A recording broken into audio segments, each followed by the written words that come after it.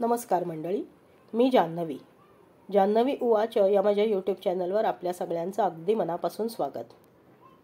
माझे काही विचार मांडण्याचा इथे मी प्रयत्न करणार आहे. बघा पटतायत का ते? आवडले तर लाईक करा, शेअर करा आणि सबस्क्राईब करा. धन्यवाद. माझ्या आजच्या लेखाचं नाव आहे जपून ठेवावं असं काही. साधारण 8-10 वर्षांची असेल मी तेव्हा. मृणाल नावाची मैत्रीण मिळाली होती मला. तिने एकदा मला तिच्या घरी नेलं आणि तिचा खजिना दाखवला. तिच्याकडचे रंगीत मणी आणि दगड पाहून माझे डोळे दिपले आणि नंतर मलाही तो नाद लागला. पाहता पाहता माझ्याकडेही खूप रंगीत मणी आणि दगड जमा झाले.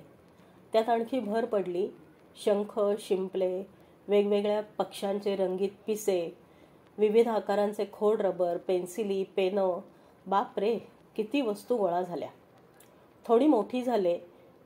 आता मला निरनिराळी फुलं पानं आकर्षित करू लागली. त्यांचं आयुष्य तर एका दिवसाचं. ती फुलं माझ्याकडे कायम राहावीत म्हणून मी ती वहीच्या पानांमध्ये ठेवू लागले. रोज नवीन फुलं उमलत होती, तरीही वहीत जपून ठेवलेल्या फुलांचंही अप्रूप होतं. पिंपळ पानाच्या तर अनेक जण प्रेमात पडतात. त्याप्रमाणे मी देखील पिंपळाची कोवळी पानं पाहून हरखून जात होते आणि गळून पडलेल्या मोठ्या पानांवर जाळी पडावी म्हणून आटापिटाई करत होते. वयाच्या प्रत्येक टप्प्यावर मनाच्या कप्प्यात अत्तराच्या कुपीप्रमाणे जपून ठेवाव्या अशा अनेक गोष्टी मिळत गेल्या. पहिल्या पगारातून लोकर आणून बाबांसाठी विणलेला स्वेटर मी अजूनही जपून ठेवलाय.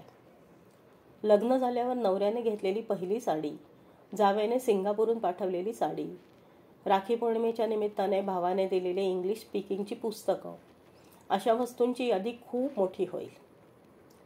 कधी कधी विचार येतो, आपण या वस्तू का जमवतो? कारण प्रत्येकाला जुन्या आठवणीत रमायला आवडतं. त्या घटना आपल्या आयुष्यात परत घडणार नाहीत हे माहीत असल्यामुळे त्या आठवणीत आपण रमतो. त्या आठवणींबद्दल कोणाशी तरी बोलावं असं आपल्याला वाटत असतं. जुने फोटो बघताना देखील त्या फोटोंशी निगडीत असलेल्या आठवणी कोणीतरी ऐकून घ्याव्यात असं आपल्याला वाटत असतं. अनेक वेळेला वेगवेगळ्या व्यक्तींबरोबर आपण आपल्या आठवणी शेअर करत असतो, पण पुरेपणा येत नाही. आपलं समाधानही होत नाही. जपून ठेवलेल्या वस्तूंना आपल्यापासून दूर करायला आपलं मन तयार नसतं. जन्माला येताना आपण हातात काही घेऊन आलेलो नव्हतो आणि जातानाही यातलं काही बरोबर नेता येणार नाही हे माहीत असूनही आपलं कळतं पण वळत नाही असं का होतं? माझ्या ओळखीत एक मावशी आहेत. त्यांनी देखील अशा अनेक वस्तू जपून ठेवल्या आहेत. त्या सर्व वस्तू त्यांनी एका कपाटात साठवून ठेवल्या आहेत. त्यांनी एकदा त्यांचा हा खजिना मला दाखवला. त्या कपाटात त्यांनी प्रत्येक वस्तूसाठी एक स्वतंत्र पिशवी तयार करून ठेवली होती आणि त्या पिशवीवर नावे घातली होती. मी त्याबद्दल त्यांना विचारलं तर त्या म्हणाल्या, अगं, या वस्तू मला कितीही प्रिय असल्या तरी मी काही त्याबरोबर घेऊन जाऊ शकणार नाही. म्हणून असा विचार केला की ज्या व्यक्तींना या वस्तूंमुळे आनंद मिळणार आहे त्यांच्याकडे त्या वस्तू सुपूर्द कराव्यात. निदान त्यांना झालेला आनंद मला माझ्या डोळ्यांनी पाहता तरी येईल. ही घे तुझी पिशवी. मला कोणतीच प्रतिक्रिया देता येत नव्हती. मला खूप आनंद झाला होता. मावशींच्या विचारांनी मी भारावून गेले होते.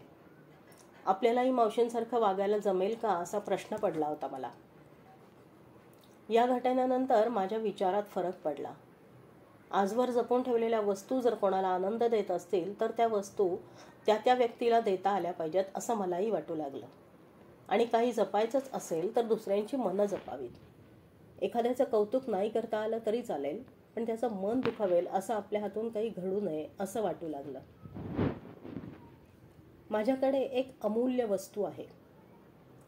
सांजवात लावते आई तुझी आठवण येते, अशी कविता माझ्या आईने स्वतःच्या हाताने लिहून मला दिली होती. तो कवितेचा कागद मी जपून ठेवलाय. तो कागद कधीतरी जीर्ण होणार, फाटणार, पण रोज 3 सांजेला देवापुढे दिवा लावताना आईचा चेहरा माझ्या डोळ्यासमोर येतो आणि हा अमूल्य ठेवा मात्र मला माझ्या शेवटच्या श्वासापर्यंत जपून ठेवता येणार आहे. धन्यवाद.